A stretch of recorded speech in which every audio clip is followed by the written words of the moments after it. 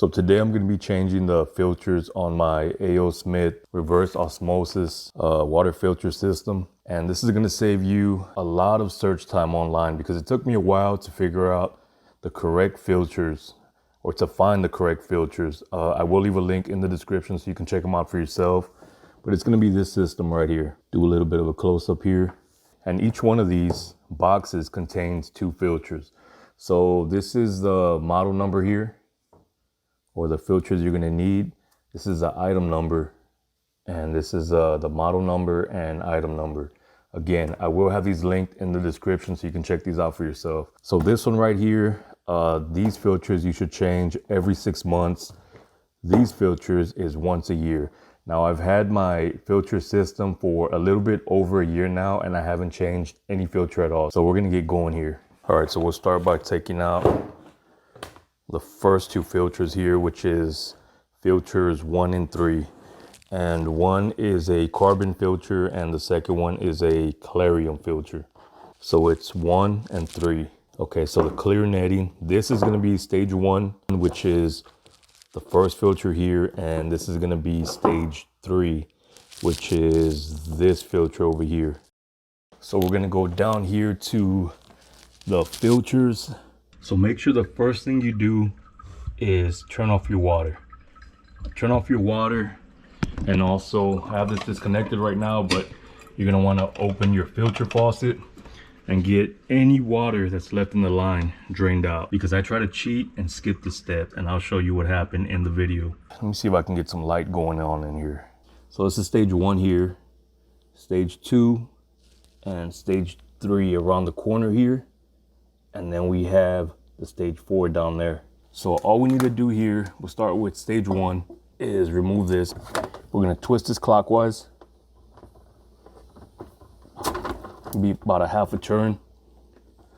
So instructions state that you're gonna wanna turn off the water, but I didn't do that. And stage 1 is not really leaking, so we're good there. What we wanna do from here is take our provided wrench, and we're gonna wanna remove this. But what if you don't have this wrench? Let's see how easy or how difficult it is to actually remove this just by hand. Now it's really slippery just because it's kind of wet here, but let me get this on camera.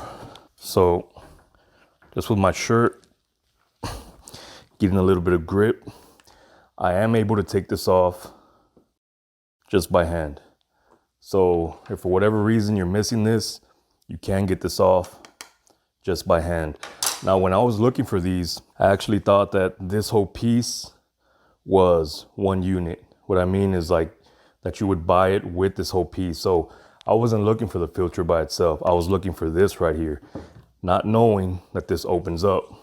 So this filter has definitely seen better days. Look at that. Can we see that?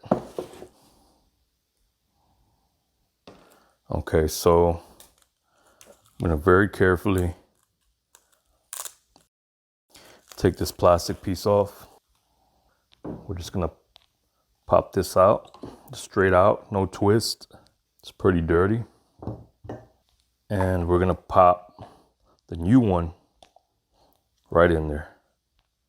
So we have some water in here, and I'm just gonna get rid of this. And now we can just put that back in there.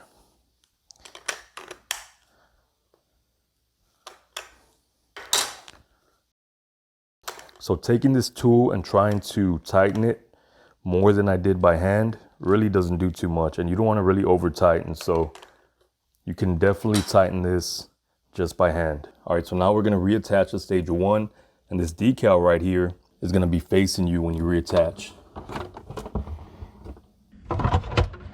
Pop it in, twist. You can feel that pressure.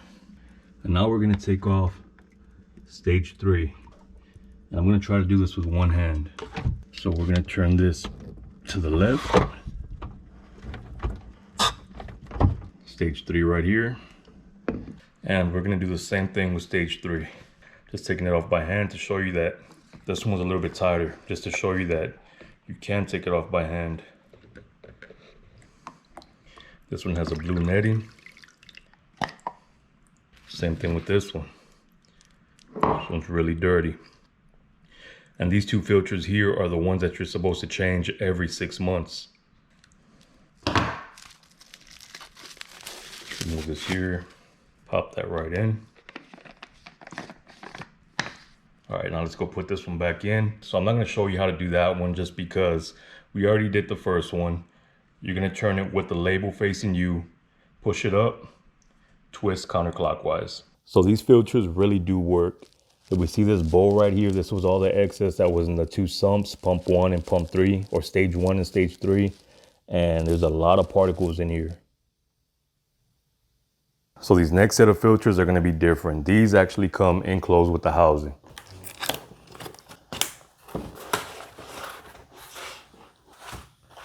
So we have stage 2 and stage 4 here.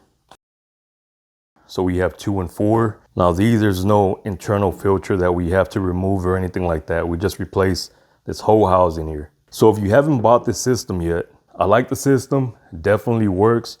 But it's really expensive replacing these filters just because you can't get aftermarket filters, at least for the 4 and stage 2.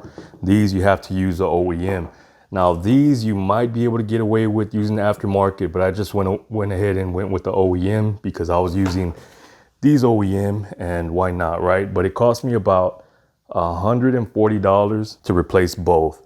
And doing it every year, I mean, it can get kind of costly, especially if you have to replace these every 6 months. So let's open these up here.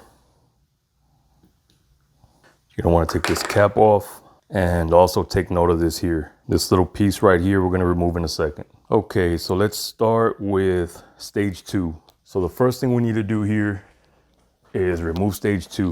And what I'm gonna do to kind of make it easy here. So you have this elbow back here, and we have to remove this tube from the elbow. So all we have to do is push this in. We can see right there on the elbow, there's a little gap right there. So you push that gap in and pull the tube out, and we're good. But you want to be careful because you have that little piece that I showed you a minute ago. I can't remember the name of it, but here we go here. And I also have this little bowl right here just to catch any water. You know what? I believe on this one, I hope not, but I believe we're gonna have a lot of water. This might be an open tube here. I hope not, but we'll see. Push in and pull out. Okay, good. See that? This right here controls the airflow. So we're gonna take out stage 2 here, and we're gonna put in the new stage 2. Pull that straight out. Now, one thing we're gonna do on the stage 2 is we're gonna keep this elbow right here. So we're gonna pull this elbow out. So the way you're gonna take this elbow out is where the black and the white piece connect. We're gonna push the black piece in, and we're gonna pull the white piece out. So let's see if I can do that here on camera. Making a mess right here. So we're gonna push the black piece in, and then we pull the white piece out. So we're gonna push in and pull out. And now this is our new stage 2. So we're gonna pull this little piece right here out. So we have to do the same thing here. We have to push this black piece in order to get this out. So you gotta push this in, pull out. New elbow here. All we gotta do is push this in. And it just pushes all the way in. Okay, good. All right, so the next move is to take the old flow restrictor out. So we're gonna put the new flow restrictor in. Be very careful not to push down on this part right here. Grab it by this rubber housing. Push all the way in. Okay, so now what we're gonna do is put stage 2 back in. Okay, now that we got that, we're gonna push this tube into the elbow here. So we're gonna go sideways here so I can see what I'm doing. Make sure you push that all the way in. So that one went in pretty good. Now the last one, which is back here. So stage 4 is gonna be just the same way that we release the elbow. On the bottom here, you're gonna push up and pull the tube out.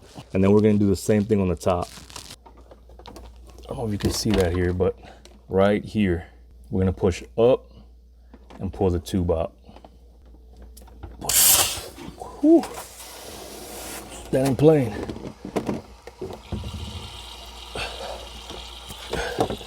I got water.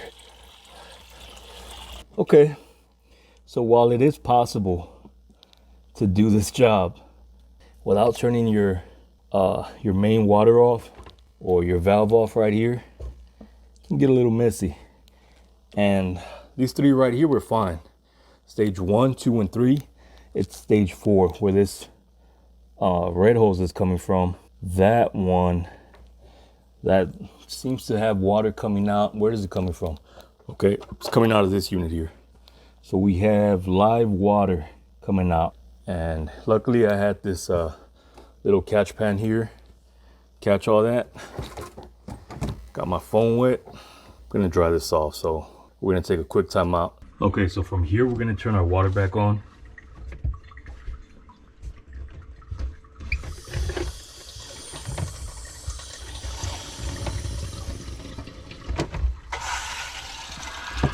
And you're gonna hear a lot of stuff going on, and it's just your filters filling back up. You're gonna wanna make sure that we keep an eye out for any leaks. Any leaks coming from the elbow back here, any leaks coming from the connections right here. Maybe we didn't seat it right and it's leaking, the gasket didn't go in flush somehow. And any leaks coming from these two hoses right here.